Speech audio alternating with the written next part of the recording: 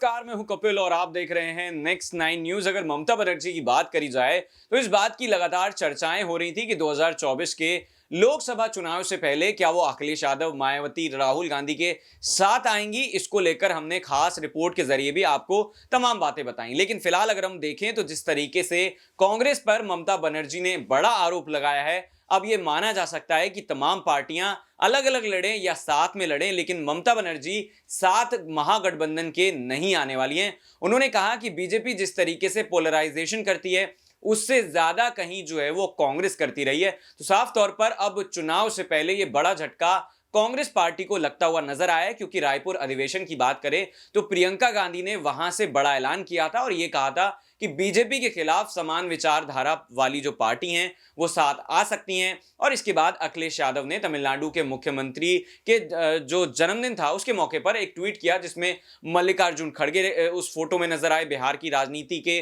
बड़े नेता नजर आए और भी तमाम राज्यों के ऐसे नेता थे जो माना जा रहा है कि आने वाले वक्त में एक साथ गठबंधन का हिस्सा हो सकते हैं। लेकिन फिलहाल जिस तरीके से ममता बनर्जी ने सरकार के खिलाफ तो मोर्चा खोल ही रखा है, लेकिन अब राहुल गांधी को भी बड़ा झटका दिया है। क्या कुछ उन्होंने कहा है उस पर जो है एक बार नजर डाल लेते हैं, बात कर लेते हैं।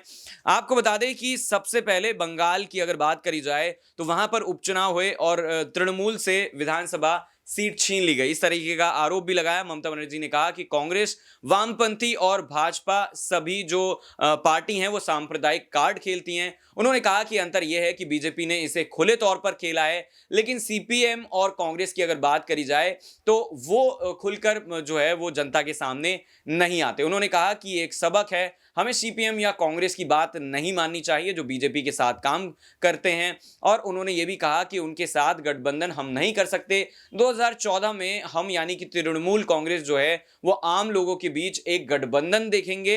यानी कि ये जो गठबंधन की बात वो कर रही हैं, वो कह रही हैं कि जनता के साथ हमारा गठबंधन होगा, किसी पॉलिटिकल पार्टी के साथ हम गठबंधन करते हुए नजर नहीं आएंगे।